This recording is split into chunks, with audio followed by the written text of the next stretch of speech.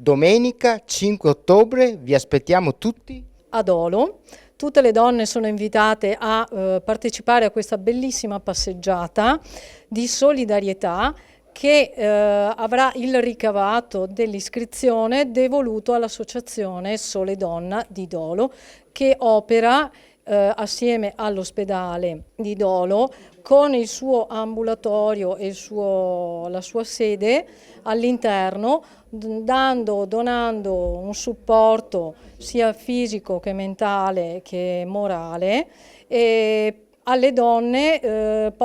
che hanno subito il post operatorio per il tumore al seno, e quindi da tutta una serie di servizi con macchinari, fisioterapisti e anche movimento, e quindi anche il movimento che verrà fatto domenica in questa camminata benefica, che sarà un punto di condivisione dove Dolo spiccherà con questo colore rosa e aprirà anche il mese in rosa, che è il mese di ottobre destinato alla prevenzione al tumore. Noi abbiamo delle volontarie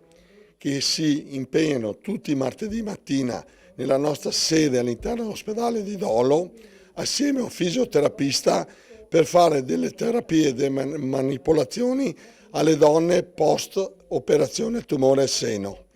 Siamo nati nel 1999 e io ringrazio tutte le socie e i presidenti che mi hanno preceduto.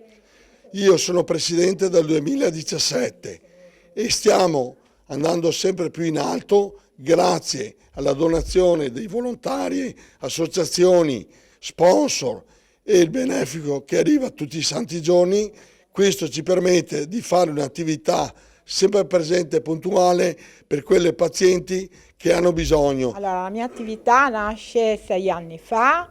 Io sono nell'ambito dello sport da quando ho 18 anni, prima mi occupavo di bambini e da 6 anni mi occupo delle donne. È un format che cerca di richiamare all'attività fisica soprattutto quelle donne che per anni non si sono prese cura di se stesse e sono in ambienti dove non c'è nessuno, si sentono libere di muoversi, non si vergognano, per cui abbiamo anche nella nostra comunità molte donne che ahimè hanno comunque avuto un percorso oncologico oppure delle malattie oppure anche